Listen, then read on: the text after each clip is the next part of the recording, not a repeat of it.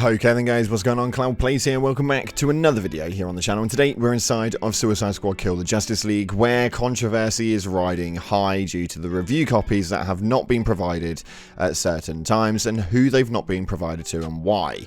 This does lead to a very shapy start for the new looter shooter, but we're going to dive on into the information that we know about today, as well as some cool pieces that you guys can get if you are inside of the game this night. So the game releases at midnight tonight. I'm currently in the UK and it's 12 PM, so I've got around 11 hours before I can dive on into the carnage that is Suicide Squad Kill the Justice League. So before we get into everything, if you haven't already, smash the beautiful blue thumbs up and subscribe, post notifications turned on. It'd be greatly appreciated. On top of that, check out our sponsor, Advanced GG, the #1 clinically proven energy supplement on the market. My favorite flavor is cherry vanilla, but you guys can catch an array of flavors via the link in the description. Utilizing code CLOUD at checkout will get you a cheeky discount. With that being said though, let's dive on in to the information that we have. So starting off, we've got a cool little piece that you guys can get your hands on this launch day, with Suicide Squad Kill the Justice League having Twitch drops scheduled and confirmed. So we have the Harley Quinn skins that's going to be releasing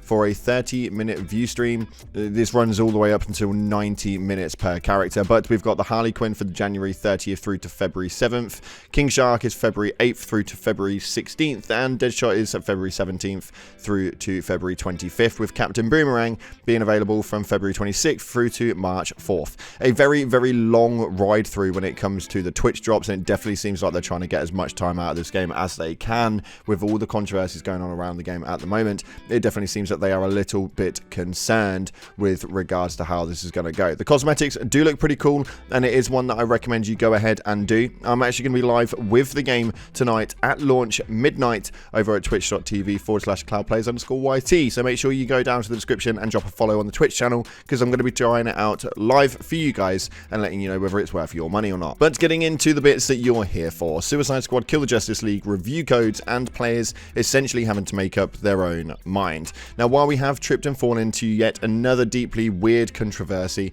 with Suicide Squad Kill the Justice League, just days before early access launch, it has now become clear that even if review codes had just gone out, press and content creators will not be playing the game until servers go live on Tuesday.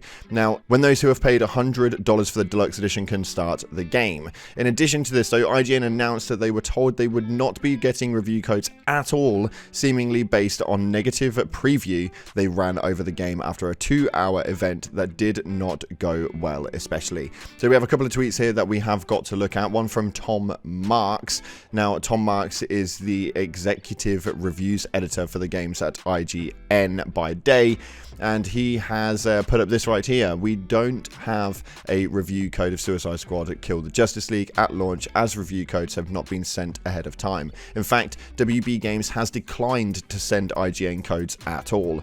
We'll get our impression up as soon as we're able to after release. Thanks for your patience. And he has an additional comment right here to say, to be clear, this sort of situation is exceedingly rare in my experience, and it's not going to change anything about how we cover games, Suicide Squad or beyond. We have an article with a few more characters than a tweet can fit here, and there is an article that they've put up for the IGN site. But we have a post coming up from Destin Leggery, and this guy is actually really well known inside the Destiny community, but he put up a post right here with regards to it saying, I gave Curse of Osiris a 5.5 out of 10 and Bungie still sent us codes. Suicide Squad not sending IGN review codes after my negative preview is ridiculous, and I'm not even on the review. Even the sponsored stream had characters fail to appear during cutscenes, while CM deleted the comments criticising the gameplay. Several other previews echoed my criticisms. Not a good look, and they're not wrong. But when we start looking at all of the other pieces going inside of it, it does seem to be a little bit weird, because like from what I've witnessed, perhaps not unexpectedly these days, is a slew of gamers and sometimes YouTubers saying that IGN didn't deserve a code after a negative preview like that, and were hate baiting after running that preview and sharing it on social media multiple times in a few days. From the IGN account that has 50 tweets a day, mind you. It's a strange situation when the argument is review sites are useless and players should make up their own minds. While I understand choosing to believe or ignore advanced reviews is anyone's call, the idea that there should not be advanced coverage and places should be penalized for not being appropriately enthusiastic for a game is beyond baffling. This is especially true when players are being asked not just for $70 for games like Suicide Squad, but now $100 for a few days of early access, as it seems like you would want some sense of how the game might be from dozens of sites or creators before committing that amount. In some instances, though, you can get refunds if you don't like it, and in others, you can't. Now, I also don't buy this argument that no one cares about reviews anymore and they're just pointless. Metacritic, for all the hate it gets, is universally given weight by publishers and players alike. And generally speaking, it's rarely all that off the mark. Games with insanely high metascores often are Game of the Year contenders or winners. For example, Baldur's Gate 3, Elden Ring, Tears. Anything above an 85-90, which is considered as a high bar, is generally excellent. And moving down the list, though, something like Starfield getting an 83 was disappointing in the industry context of being a mainline Bethesda game. Then as you get further down, games of 50s and 60s are often some of the worst mainline releases of the year and have even led to entire studios shutting down. You will not hear many players' defenses of those titles like Redfall, Saints Row Reboot, more than players realise. They and the critics they often berate are usually on the same page if you zoom out.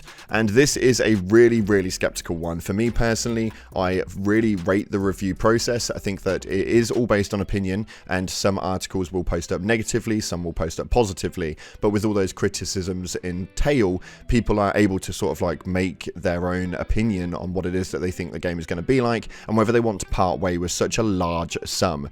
Me myself, I do obviously work with a lot of companies with games, and I do generally get review copies and stuff like that. It does happen. This time around, I have had to spend the $100 on launch for this to get the early access and be able to get my reviews up and get my videos up with regards to it, which is absolutely fine. But on its other hand, it's kind of a bit of a weird one. I think that as far as content creators go and as far as articles go, they kind of need to be there. When we start talking about such large amounts of money, I don't think we should be segregating based on negative reviews. Now, the preview didn't get a positive one from IGN, which is absolutely fine.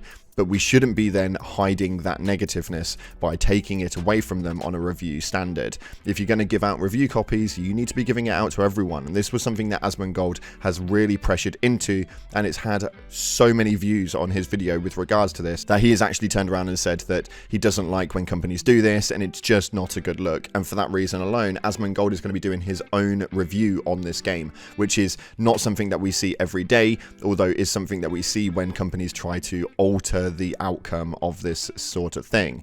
Come launch, people are obviously going to want to play it because they've been excited about certain games and so on and so forth, and if they part ways with their money before they see the reviews and it just doesn't meet the mark, they can't get it refunded, therefore they just manage to take their money, and Rocksteady are just living their best life with Warner Bros essentially just raking in the peas from a game that was never going to make it based on a negative review.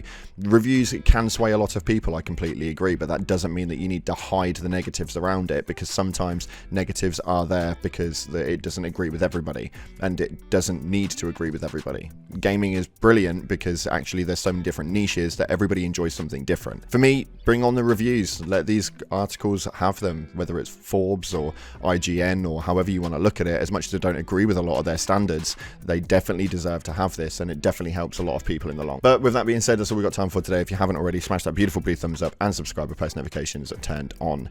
Let me know your thoughts via the comment section below on this, and whether you think that these companies and content creators should be getting review copies before you guys part ways with your money. Thanks again for watching, appreciate you all, and as always, I'll see you in the clouds.